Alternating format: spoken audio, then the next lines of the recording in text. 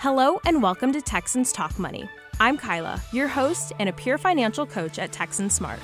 Every episode, we will be joined by another peer financial coach from my office, where we will be navigating all the roads on how to handle your money as a college student. So sit back and get your wallets ready to be Texan Smart. Hello, everybody, and welcome back to Texans Talk Money. I'm your host, Addison, and today we are joined by two guests from our cybersecurity office. We are here with Information Security Officer Mr. Cory Shaw. You've probably seen the emails from him here and there. He kind of helps weed out most of them, but sometimes they get through to us, and then he emails you and says, "Don't click on the links, please. Don't open them." And we are also joined by one of his team members, Austin. Hello. So today we're going to kind of dive into the world of phishing scams, not phishing with an F, phishing with a PH, the bad phishing. We don't like this one. We don't get anything good out of it. And how we can avoid them, why they maybe affect our finances, because of course we are a financial podcast, so everything ties into finances. And then, just kind of how to maybe go about them in the future, or if you do, fall for a scam, how you can go about maybe, your next steps for avoiding, losing important information or anything like that. So what is phishing, if you don't mind me asking? Phishing is an email most of the time that an individual would receive asking for information. A lot of times you'll see it with a sense of urgency. You've won a lot of money, so please click this link, or a family member is ill, please click this link, trying to tug at your heartstrings to get information from you. Mm-hmm. I know that one that you always email about is financial aid. You see those a lot at the end of the semester going into the next one. Correct. Or, just when FAFSA starts becoming a little bit more important.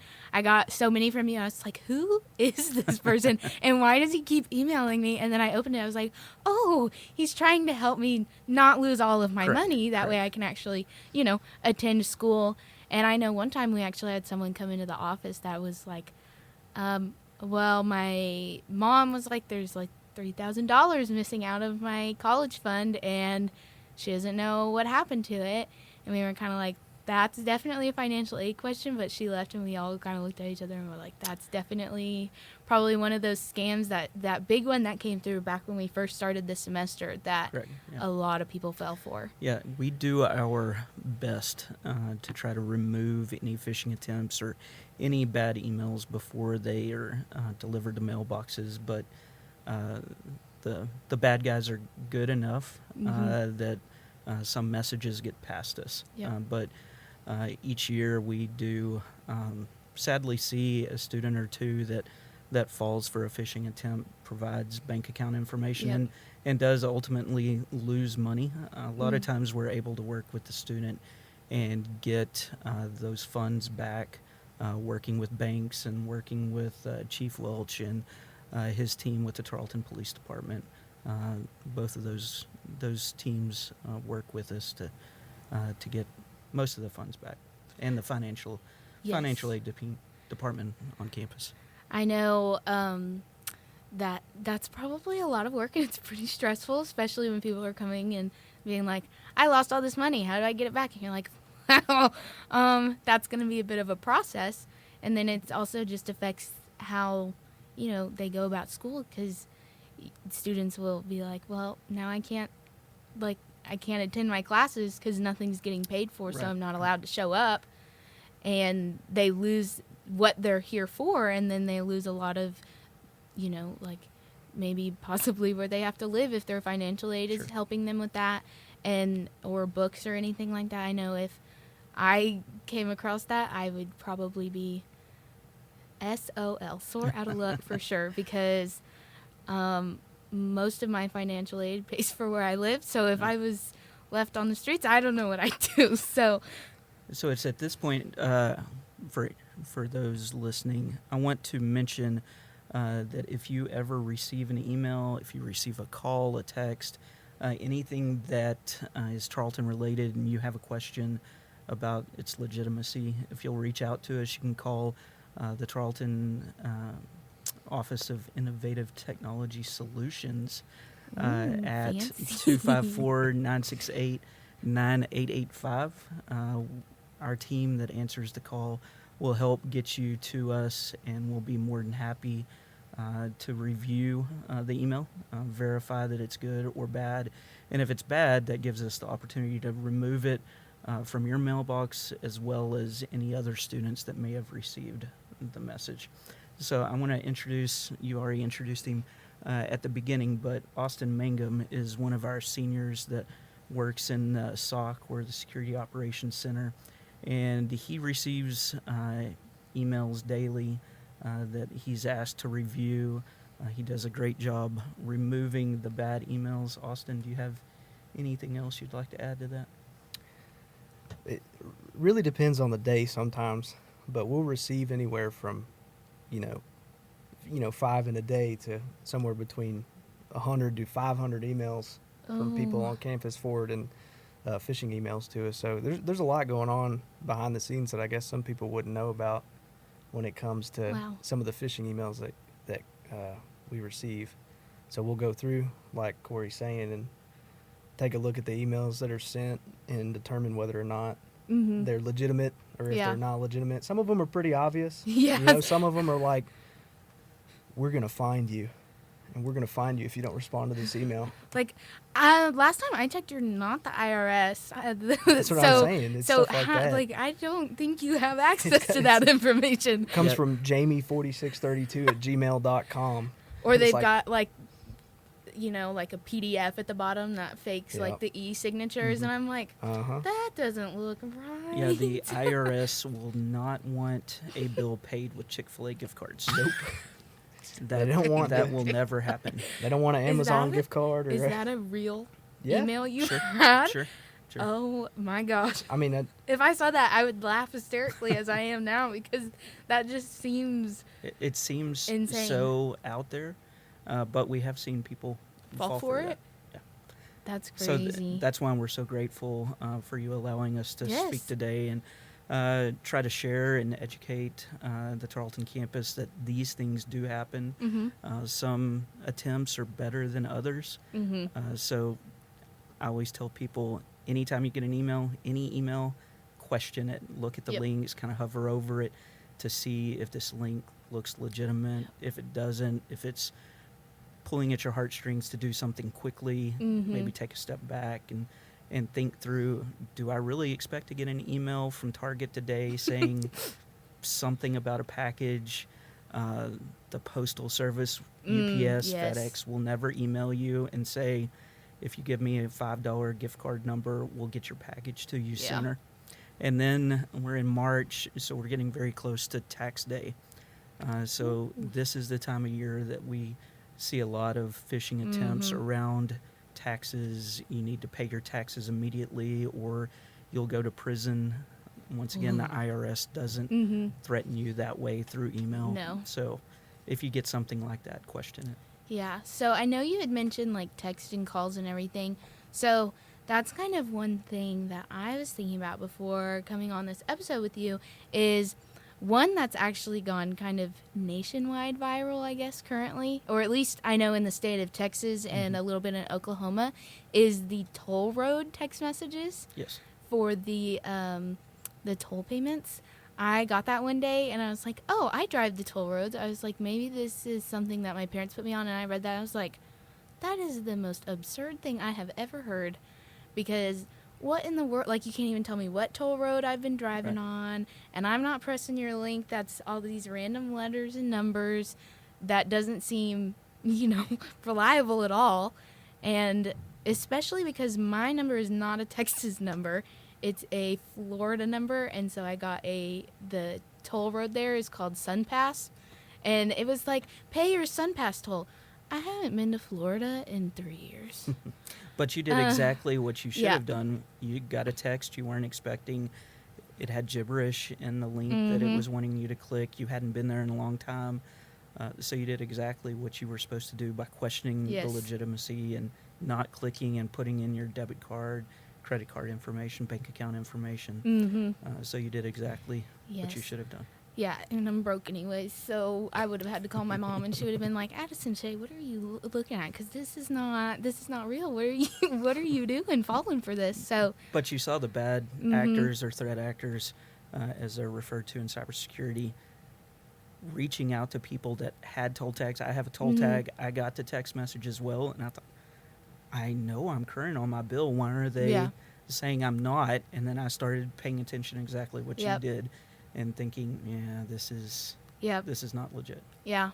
And then, the scam calls, the tried and true phishing attempt of all, the one that calls your phone line, your grandparents' phone line, and they pick it up and they're like, I don't want to talk to you. Yeah. And, I even get those because, like I said, I'm a Florida number, so I still get all kinds of crazy stuff. I get ones all the time about the freaking car dealerships back home that are like, please pay your car payment. I have never made a car payment in my entire life. My name is not under any car. My parents' name is on my car. I'm like, how do you expect me to pay something that I don't actually own? Like, right. And so it's one of those you have to think logically about when you get these. Like, are you the one in control of your financial aid, or are your parents the one that take control of that?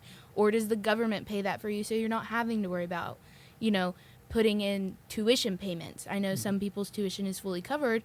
So if you're getting emails about your tuition that seem a little odd and like off, like maybe something's missing from it, maybe just delete it, put it in your junk, report it, or just forward it to someone and be like, hey, I'm not 100% sure. Can you tell me whether or not I should take this serious? Because you don't want to fall for one of those and then lose all kinds of money that you maybe don't even have, especially if you're someone who's supporting yourself through college.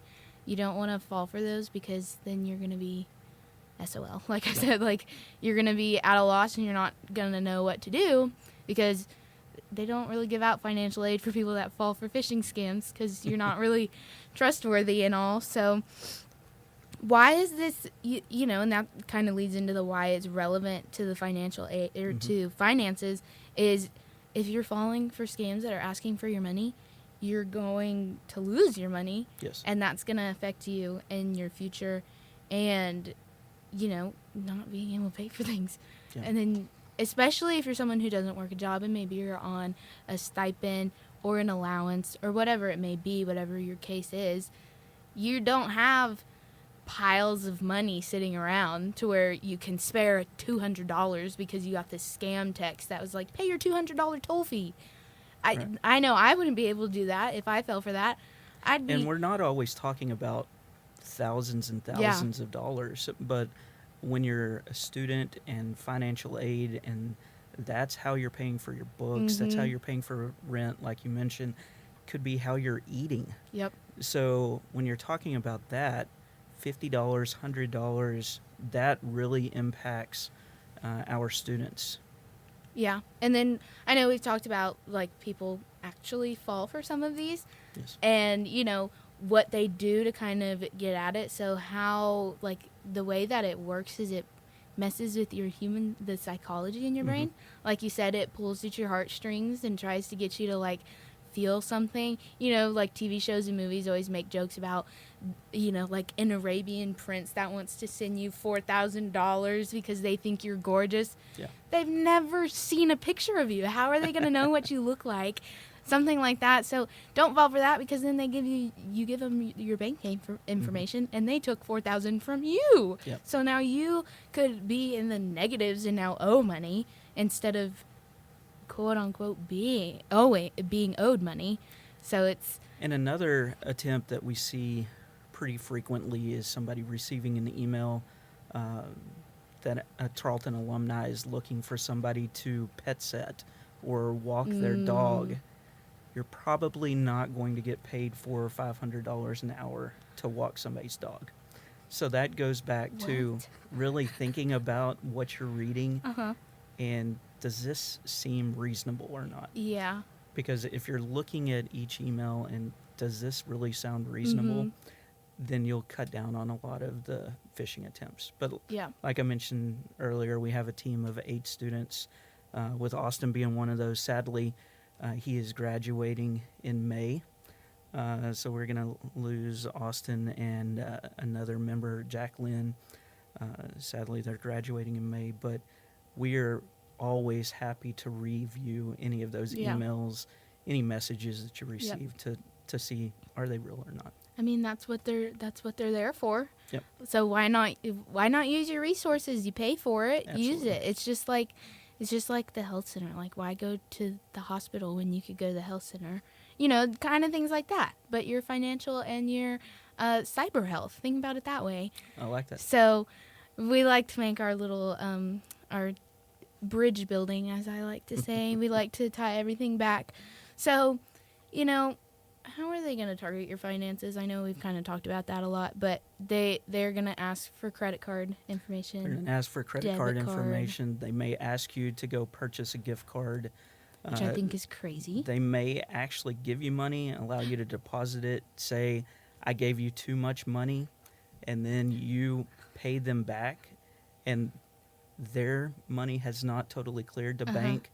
You go ahead and write them a check. They take your money, and then it's lost. Oh. So be careful of that type of thing as well. That does not sound fun. Yeah. Oh, no. That I know, because I know what you mean exactly by clearing. Like when it's your ledger and your actual available balance, so it hasn't fully set into your account, and then you're writing them a check for $250, and they've canceled their deposit. And oh, no, thank you. Thank you. It can get bad very quickly. Oh, no, thank you. Because imagine if it's something like $1,000 or something like that, and then you're having to write them back like $500. Let's say you don't have enough to do that. Like, that's not... Well, yeah, if you agree to 1 hour of dog walking for $500, they accidentally give you $5,000, supposedly accidentally, and then you pay the $4,000.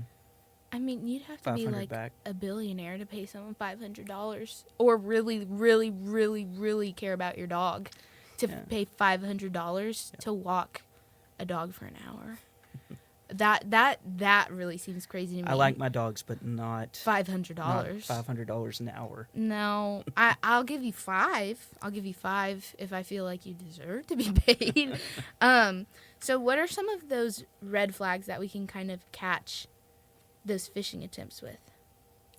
Well, a lot of the time you'll see in the sender address of those emails where you can see who sent it to you, you'll see that something is obviously misspelled or something's capitalized that's not supposed to be. Yeah.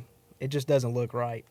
So you could tell a lot of times by that. And if you can't tell by that, if it looks pretty legitimate, you can look through the body of the email, and you'll find, like we were talking about earlier, where you'll see one time we got one where it was just a picture of this dude covered in mud. What? It was very random. Like some of them know what they're doing, and some of them don't know what they're doing. A random dude covered in random mud. Dude. No idea. Okay. And then it was some sort of like sob story about, I've lost my job or some, something real suspicious. But yeah, you can go through and look. A big way that I would say for people to find out if an email is fake, if you get an email from some notable company, let's say something like Microsoft, or you get an email from Google, a lot of times you might be able to Google like a template or something, some sort of reference material, and compare your email to that. But most of the time when you have somebody trying to phish you from some known company, they're going to have messed something up in the address, and it's going to be pretty obvious. There's like there's 8 O's instead of 2, or every other letter is capitalized, or they have 2024. Then why does a massive $1 million to $1 billion company have my email address, like an email address that looks like mine, where it's got all this random crap going on? That way it will actually be a viable email or something like that. So why Google of all companies does not need to have 40 O's in it, and then 3 dots, and then .google.com. It doesn't need all that. If it's actually Google, or actually Amazon, it's gonna be spelled right, and it's gonna be pretty plain and simple, and pretty obvious that it's reliable. It's not like my fancy Oki. Yep. Sunglasses instead of Oakley. Yeah. Yep. Oh, yeah. Your Okie. Yep. Or your Fufu Lemon instead of your Lululemon. You know, things like that. I know a lot of the time they have the links on there, the hyperlinks that are, like we said, the gibberish that make no sense. Like, if I can create a link that has an actual name, then I think a viable company or a university that's giving me financial aid can give me a link that says financial aid or, you know, missing packet, you know, whatever it may be that they're trying to scam you out of or whatever. You'd think they'd be able to create a not sketchy link, because I know when I was in like 6th grade, I had my first phone. I thought I was so cool.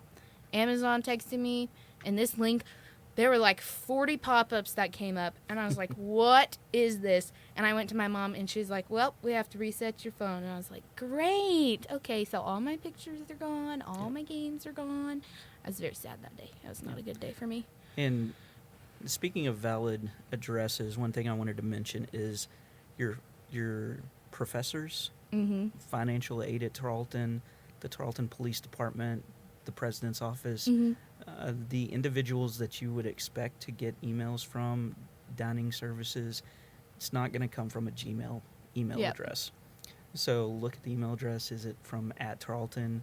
If it's another student that's emailing you, is it @go.tarleton.edu? So once again, those little things. Look at the little things. Those little tiny things. And then, so those were kind of more on the email side, but then the text messages and calls, they're going to have a lot of the you've won something. The text messages are going to be a lot more of the you've won something, because that's something you expect to get in a text message a lot more of the time. And that's something where you can see they're kind of leaning a little bit more towards that when it comes to something like that for the younger population who is more gullible and is going to fall for that. Like, I've gotten plenty of UPS, like, your package is being tracked if you would like whatever. And it's something that just wants my address. And then, you know, all the random stuff that doesn't make any sense if you're trying to get me my package. Same with Amazon. Like, I don't have an Amazon account. Why are you asking me to reset it and also give you my debit card information again? That doesn't seem reasonable. If you're just trying to reset a password, why do you need my debit card information? That doesn't line up. So even if you do press on a link, maybe check it out a little bit more. Yeah, if you click on a link and you immediately think, I made a mistake, just close it. Don't make the mistake worse by entering additional information. And Tarleton's not going to email you and ask you for your debit card to pay your class bill. Yeah. And the Tarleton IT department will not email you and say, we're deleting your account. Please enter your password to verify that you need to keep it. Yeah. And then along with the like prize winning is a social media scam that I have personally experienced. I did not fall for it. I was smarter than that. But is when you do like the giveaways that celebrities will do. Like, a lot of the time you see it more from like makeup artists or vloggers that have a lot of brand deals. They'll have like a bunch of stuff that they got in PR packages that they're giving away. And if you repost it and tag them on your story and comment on their post or whatever, you know, that enters you into it. Well, like the next day I got a DM from this account that was the creator I had entered into the giveaway for and prize winning or like giveaway winning or whatever. And it had all these thousands of emojis. That's another thing. If it has 1,000 emojis, probably not who you want it to be from. Right. Probably not reliable at all. And they're like, congrats, you've won it. Give us your credit card information. I fear I don't own a credit card. And also, why are you asking me for my credit card information if it's a giveaway? Right. Like, if anything, you would need my address, like my home address, to send my winnings to, but you don't need my credit card. Correct. Because I should be getting it for free. That's what you told me, right? And so I reported it. I blocked it. I was like, not doing this, not today. So that's one that you need to watch out for, too. And I'm glad you reported it, because sometimes we see individuals that have received a phishing attempt or some other questionable activity, and they just assume that somebody else has reported it. So I ask that you go ahead and report it. So don't be at home with the power out and assuming every one of your other neighbors has contacted the electric company saying we have no power. Yeah. When it may just be you, or everybody else around you may be assuming that you're calling. Yep. So you go ahead and take that step. That, or like if your phone, like if you don't have service to it, maybe find a way to figure out if it's your phone, turn it off, then turn it back on. You know, things like that, like the little things that you're like, oh, I don't have service, but then everybody's sitting around you is like, well, I have service, so something's up with your phone. Don't sit there and just think that everybody else has the same problem as you, or that somebody else is going to do it for you. Sometimes you have to be your own advocate, and you have to be, you have to stand up for yourself. Absolutely. Kind of thing. So speaking of that, like kind of, you know, protecting yourself, how can I protect myself from phishing scams? Like what can I do to maybe weed it out, or, you know, better, like recognize them in a way, I guess is what I'm trying to say. You want to take that, Austin? So when it comes to weeding them out of your own inbox, that would kind of connect back to knowing what phishing emails look like and how to determine whether or not something is a phishing email. So you would just have to know, you would go through an email. If you receive something that one of the biggest things is a lot of times if you didn't initiate the email being sent to you, then I would immediately look into it. Yeah. Because you're never really going to initiate the sending of a phishing email, but you'll initiate something like if you need to reset your password for your bank account, or if you're trying to see the people that you subscribe to on YouTube, whatever post they've made, you have initiated that email. But if you receive something just off the wall, random, I would check into it and look at, you know, the sender address like we said before. Look at the body of the email, see if there's anything in there that's weird, like you're saying, asking for your credit card number, asking for your home address or something like that. Nobody's going to ask you for that. Yeah. Nobody's going to do it. Yeah. Don't give it to them. I mean, if that hasn't been taught, let it be known now. Do not give out your credit card information to anybody that asks for it. Yeah. Most of the, you really shouldn't, you shouldn't be asking for it. It should be more of a, you know, if someone's going to ask you for your credit card information, it's going to be more of something through an app or right in front of a person that's saying, we're going to need your information for this, or on a secure website where you're purchasing something and it's obviously like safe to enter that. Yeah. So. And speaking of that, I apologize for interrupting. Nobody at Tarleton will ask you for your credit card number. Yeah. They're not going to ask you for your number, your PIN, the 3 digits on the back, the expiration date.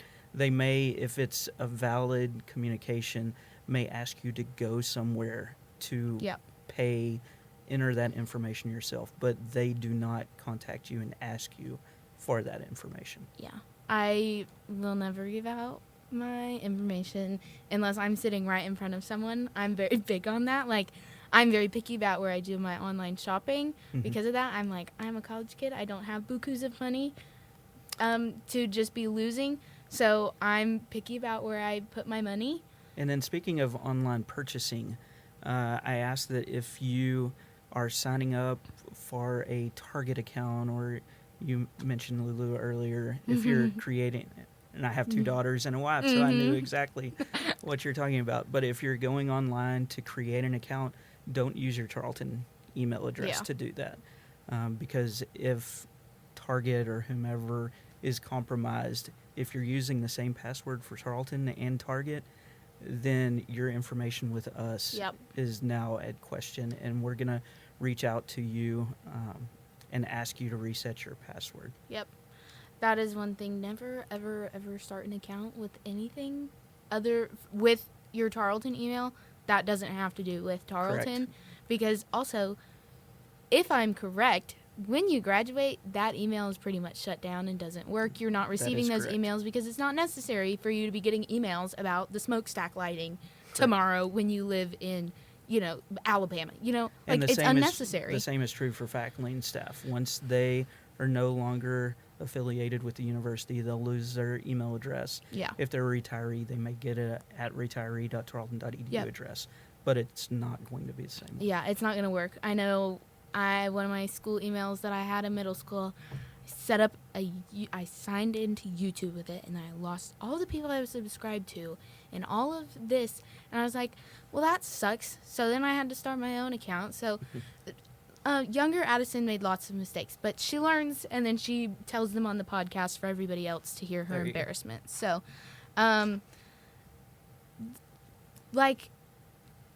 again, with the financial stuff, monitor your financial accounts. Mm-hmm. So if maybe you did fall victim to a scam, or you think there's suspicious activity going on with your money, most banks have banking apps. I know mine is just a local one back home, and I even have an app for it.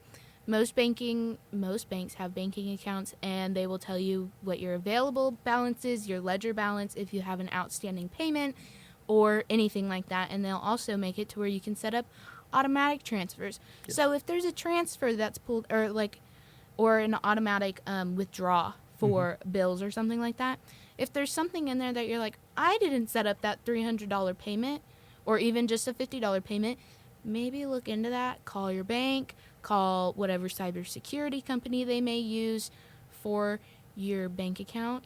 I know I went to buy an iPad a couple weeks ago, and they called me, and they were like, why do you have a almost $600 purchase going through? And I was like, that is me. And because I didn't realize that they were flagging it as a fraudulent charge, I pressed the button like 7 times, and they were like, you have 7 charges for this. I was like, I promise it's just one of those. Please get rid of all of those. Those aren't supposed to be there. I was being dumb. I'm just a girl. It's fine. It's fine. And so we had a good laugh about it. My bank, they think I'm pretty funny. And then kind of when we go into that, verifying everything, verify your callers too. If it's I know Apple for sure does the possible scam, or if it's a really weird location, why are you going to pick it up? If you're not expecting a call, don't pick up the call. If it's a weird location, don't pick it up. Apple actually has a setting on their iPhones now where you can block or just send it straight to voicemail any callers that are not coming from in your area or that are obviously spam calls. I can look it up and I did not know that. Yeah. If you go into your settings, you check it out. Especially learn area codes. Learn area codes for sure. One, because I know my area code from back when I lived in Florida, whenever I get those calls, I don't answer those. If it's someone that I know from back home, which there's only from back there's only 3 people that I still actively talk to, and only 2 of them have my phone number. And they'll be in your contacts. And they'll be in my contacts because I text them regularly. Yep. Yeah. So if you have an iPhone and you go into your settings, and then you go to the top search bar and you type in phone, you should be able to click the first link up at the top that says phone. And you go in there, scroll down a little bit. It'll be under the calls section, and there's an option called silence unknown callers. And if you turn that on, then it'll mitigate you getting all those random phone calls where they're like, you won the lottery. You definitely won the lottery. I never signed up for the lottery, but you're cool. 16 years old, but you won the lottery. You definitely entered it. Yeah, I can't even legally buy a lottery ticket, but this is awesome. No, awesome. What are you doing? Like that, and then learn the Stephenville area code for college students here. 254. 254. Most of the time you can answer those. Most of those aren't going to be scammed because a lot of the time it's probably something from a university, or if you're looking for off-campus living, it'll be, whatever housing company or department or whatever is calling about you living somewhere. I know that was me. I looked at my phone and I was like, that is the most random phone number I've ever seen in my entire life. And then I was like, why does the area code look familiar? And it was because it was the school calling me. They were like, hey, we just had a question. It was from one of the offices. And I was like, oh, good thing I answered that because it was really important, actually. So just kind of look at things like that. If you don't recognize it at all, there's nothing about it that you don't pick it up. I don't pick up Florida numbers. Most of the time, they're the quote-unquote IRS or someone telling me that I owe a car payment on a car from 2012. I couldn't even drive in 2012.